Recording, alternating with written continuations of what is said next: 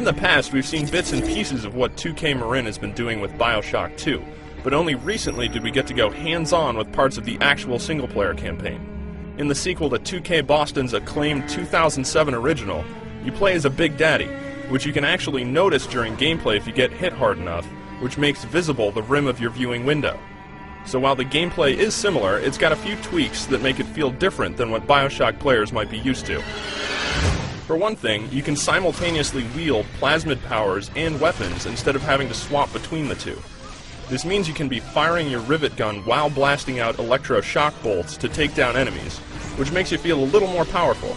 Like in the previous game, you'll find each of the weapons here have varying ammunition types. You'll also be able to combine plasmid powers and mixing elemental effects with your cyclone traps. The action is set 10 years after the events of the first game, so while you're still in Rapture, quite a bit has changed. There's a new ruler of the city this time around named Sophia Lamb, whose ideology contrasts with the city's founder, Andrew Ryan, in that she believes in the power of community and collective effort.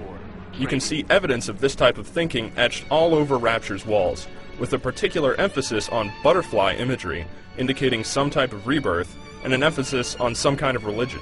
The Big Sisters, who we've heard about before, are soldiers for Lamb, meaning there's more than one. They're also the fastest, most agile, and deadliest enemies we've seen in the game so far, so encounters with them prove more challenging than the Big Daddy fights.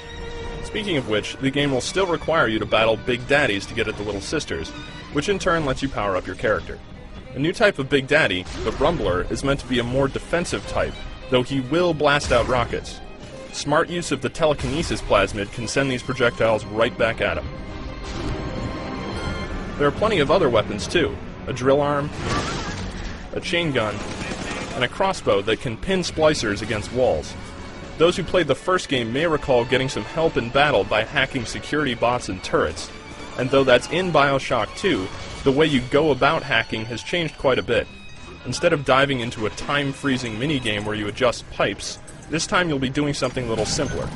Hacking can actually be triggered at range, so you can shoot targets from afar, then participate in a simple minigame where you try to stop a moving marker on certain colored spaces on a meter.